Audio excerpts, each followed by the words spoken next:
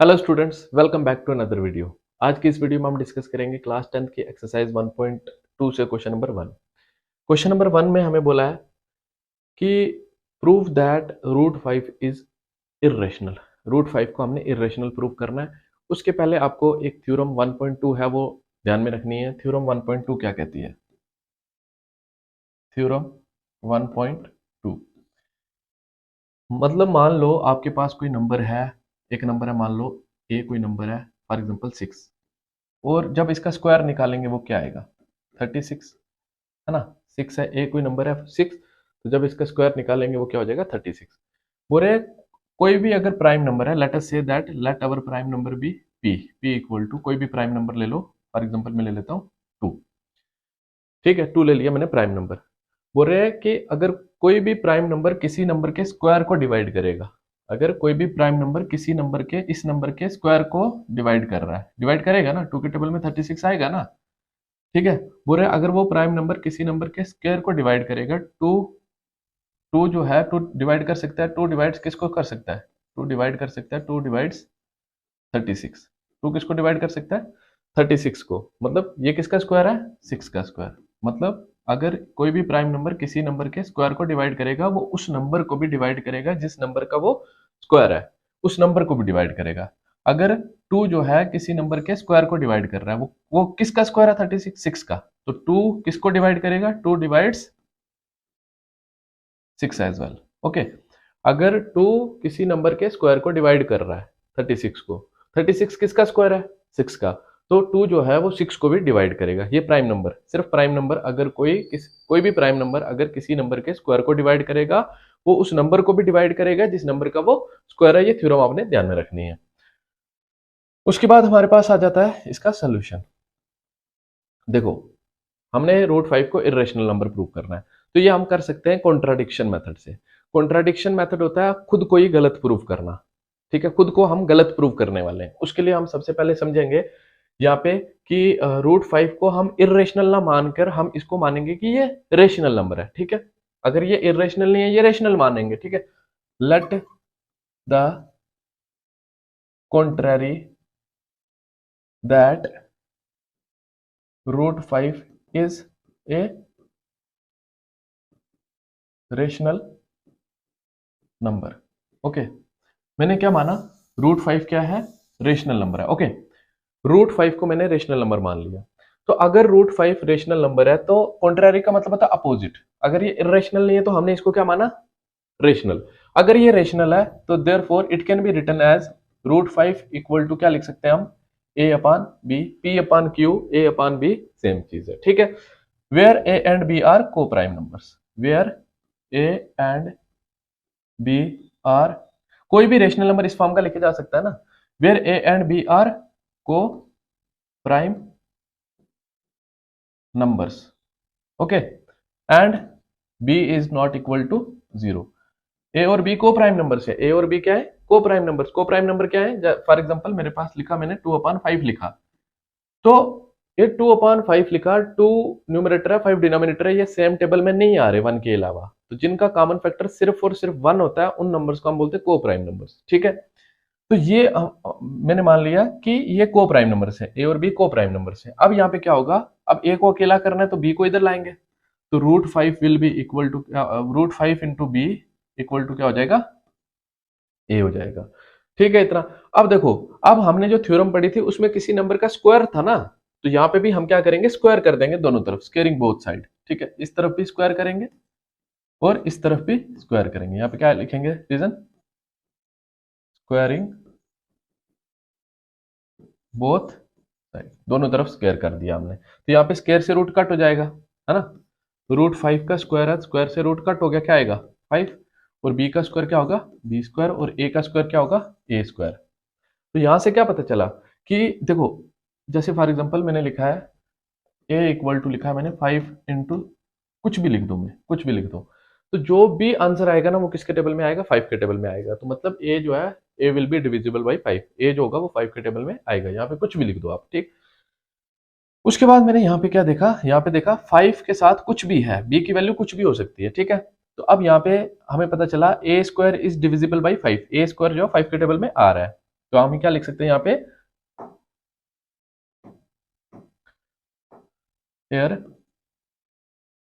a square is divisible by 5। A square किसके table में आ रहा है, 5 के टेबल में आ रहा है।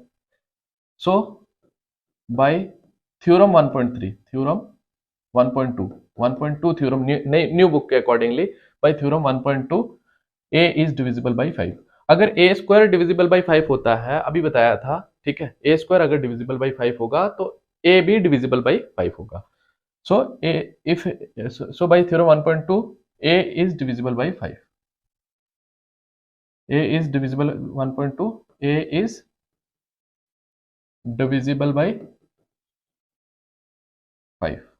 अगर a 5 के टेबल में आएगा, है ना, अगर a 5 के टेबल में आएगा तो a को हम क्या लिख सकते हैं, so a can be written as a equal to 5c। c लिखो, d लिखो, e लिखो, f लिखो, कुछ भी लिखो, क्योंकि कोई भी चीज 5 के टेबल में आती है हम उसको इसी फॉर्म में लिख सकते हैं ना, 5 into something for some integer c, for some integer c। अब यहाँ पे कोई इंटीजर ले सकते हो c, ओके। तो यहाँ पे क्या पता चला, ये आ जाएगी इक्वेशन नंबर आपकी फर्स्ट, ओके, ये आ जाएगी इक्वेशन नंबर फर्स्ट। यहाँ पे ये पता चला कि a जो है वो किसके टेबल में आ रहा है, 5 के टेबल में आ रहा है, ठीक है, ये आ गई equation number first.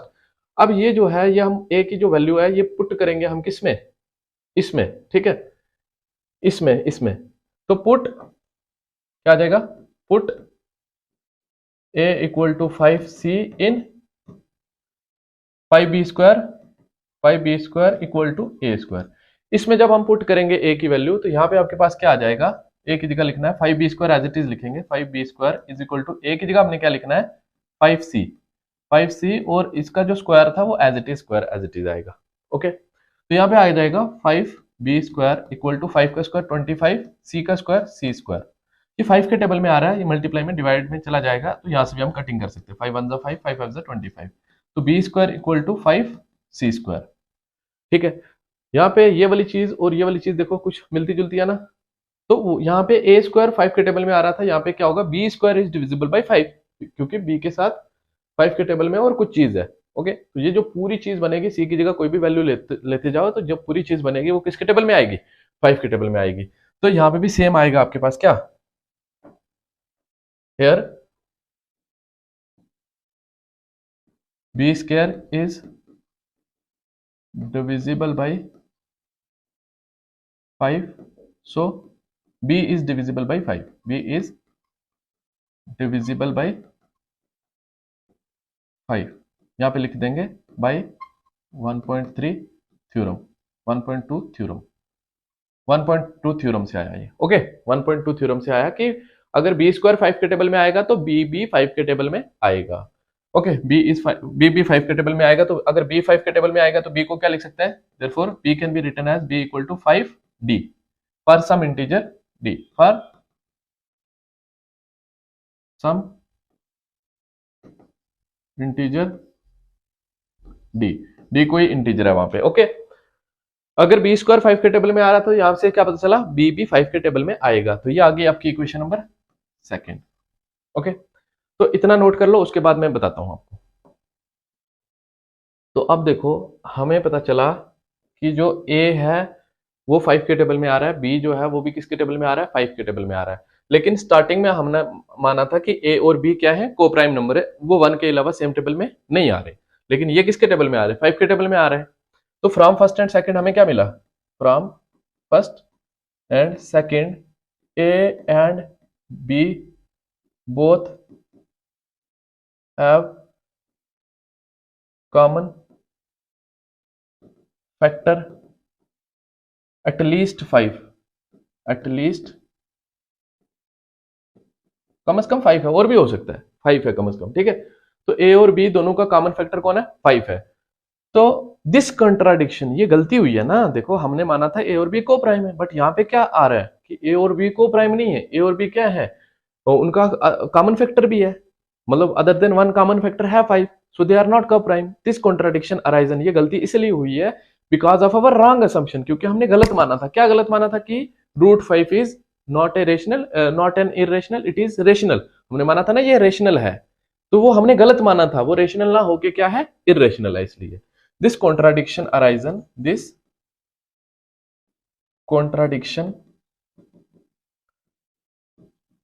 Arisen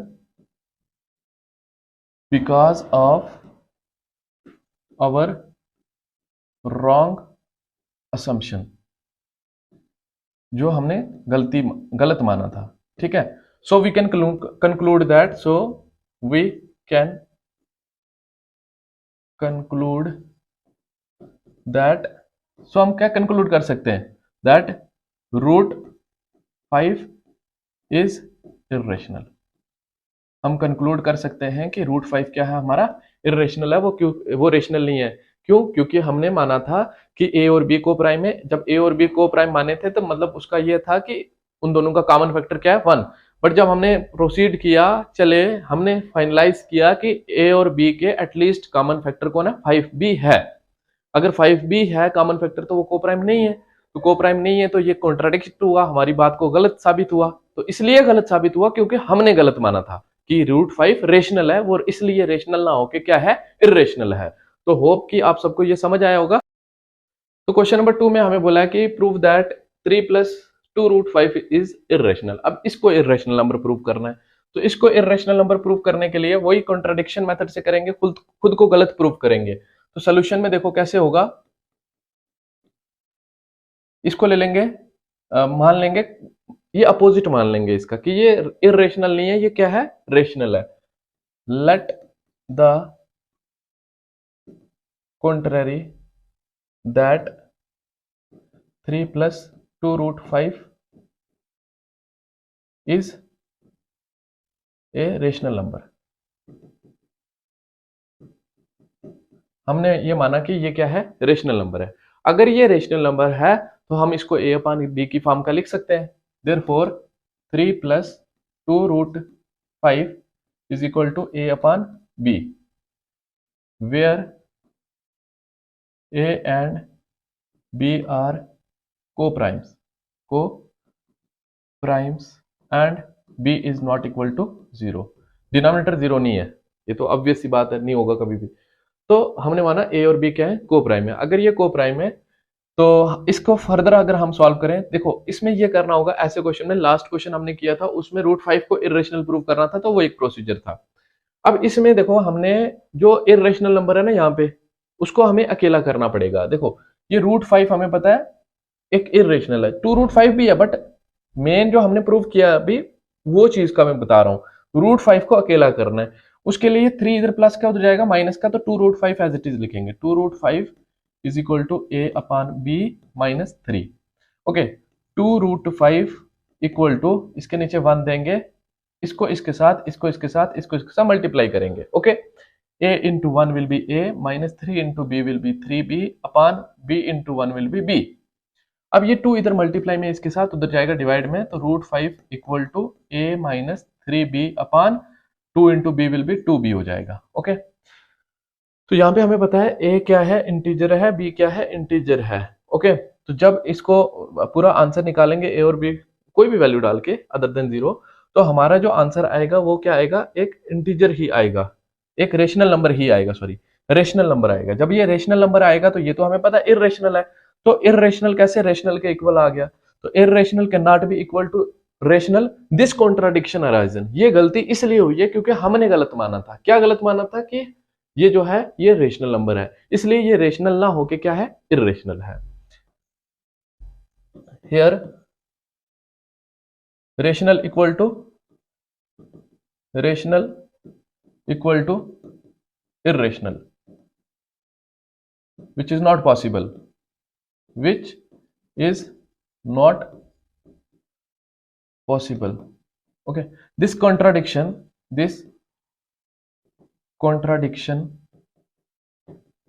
arisen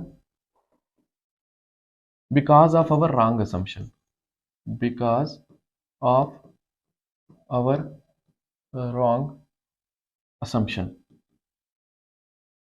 जो हमने गलत माना था। क्या गलत माना था कि √5 एक सॉरी ये जो 3 + 2√5 एक रेशनल नंबर है, इसलिए ये रेशनल ना होके क्या है, इरेशनल है। Therefore so we can conclude that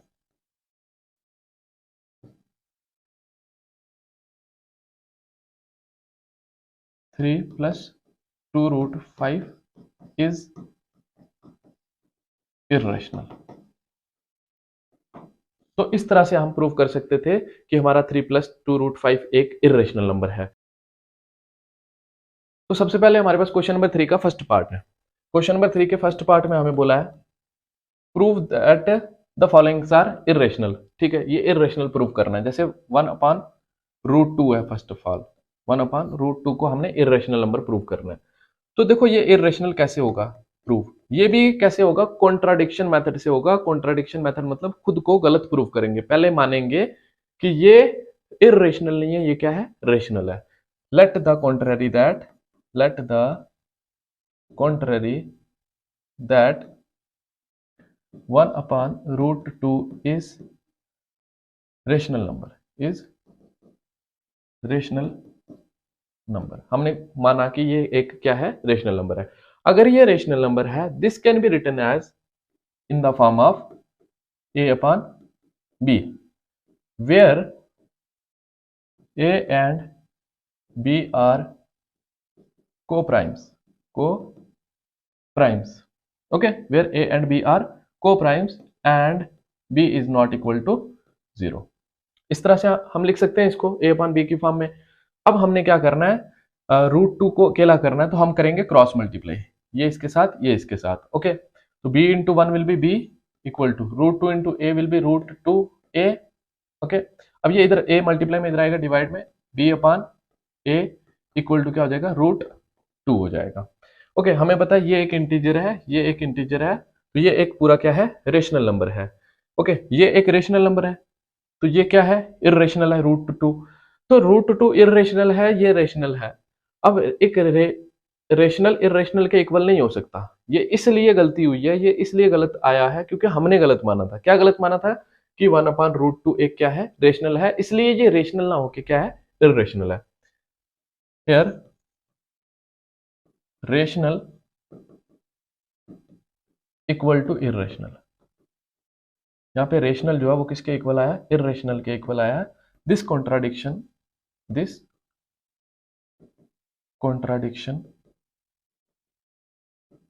arisen because of our wrong assumption।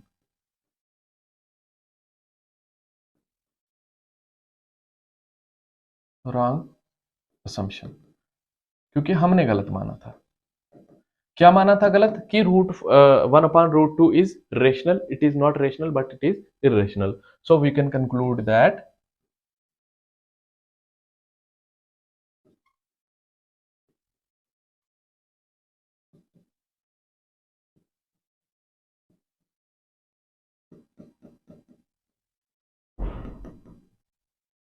हम ये कंक्लूड कर सकते हैं कि 1/√2 क्या है, एक इर्रेशनल है।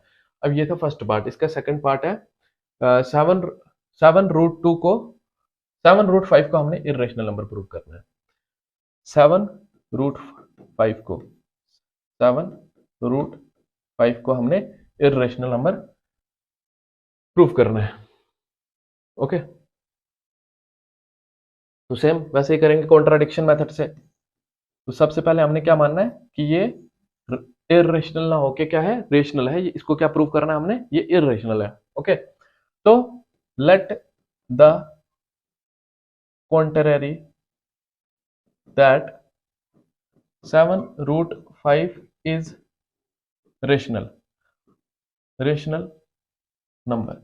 हमने ये कॉन्ट्ररी मानी, ये अपोजिट माना उसका, कि ये जो है इर्रेशनल नहीं है, ये क्या है, रेशनल है। अगर ये रेशनल है, this can be written in the form of 7√5 को हम क्या लिख सकते हैं, a/b, where a and b are co-primes and b is not equal to 0।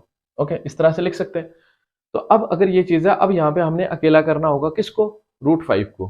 क्यों, क्योंकि वो इर्रेशनल है, वो अकेला होगा तो दूसरा रेशनल बनेगा, तो रेशनल इर्रेशनल के इक्वल आएगा, तो गलती आएगी। तो गलती इसलिए आएगी क्योंकि हमने गलत माना है। तो अब ये इधर मल्टीप्लाई में, उधर जाएगा डिवाइड में, तो √5 इक्वल टू a/b लिखा एज इट इज। जो इधर मल्टीप्लाई में था, इधर आएगा डिवाइड में, 7 आ जाएगा यहाँ पे। तो ये एक रेशनल है। ओके, ये क्या है, इरेशनल है। हेयर रेशनल किसके इक्वल आ गया, equal to irrational. Okay, rational किसके इक्वल आ गया, इरेशनल के।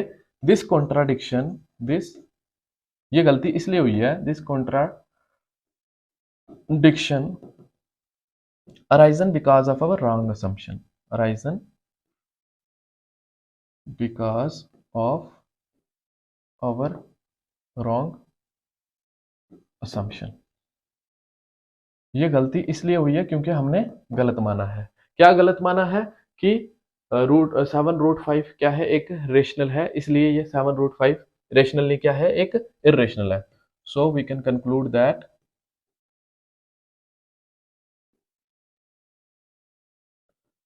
we can conclude that 7√5 is irrational,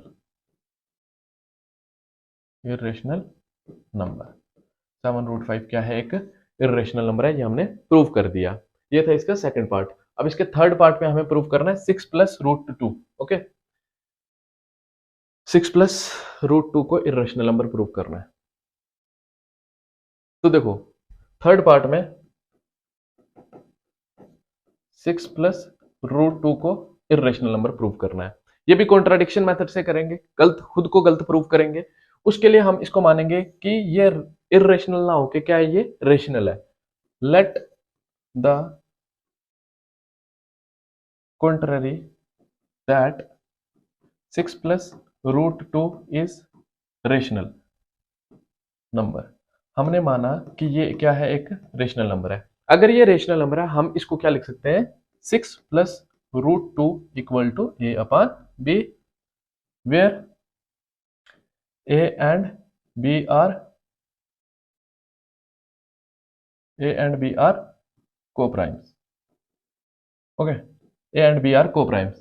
अब देखो ये इधर प्लस का उधर जाएगा, माइनस का हो जाएगा, क्योंकि हमने √2 को अकेला करना है। √2 इक्वल टू a/b - 6। इसके नीचे 1 देंगे, इसको इसके साथ मल्टीप्लाई करेंगे, इसको इसके साथ और इसको इसके साथ मल्टीप्लाई करेंगे। तो √2 ऐसे रखेंगे, equal to a × 1 will be a - 6 × b will be 6b upon b × 1 will be b। ये एक रेशनल है, ये एक इरेशनल है। तो rational can not be equal to irrational. This contradiction arisen because of our wrong assumption. Okay, here rational है जो, वो इक्वल आ गया किसके, रेशनल इक्वल आ गया किसके, इरेशनल के। This contradiction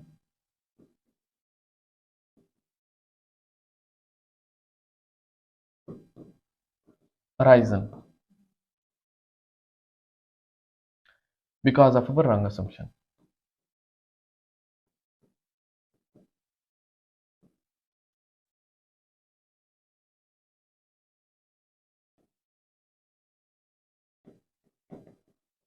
So we can conclude that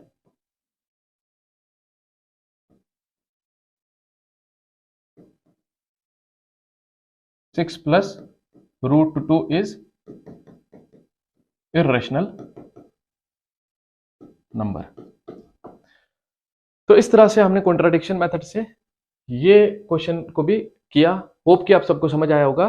समझ आया तो please do like, share and subscribe the channel. Thank you for watching the video.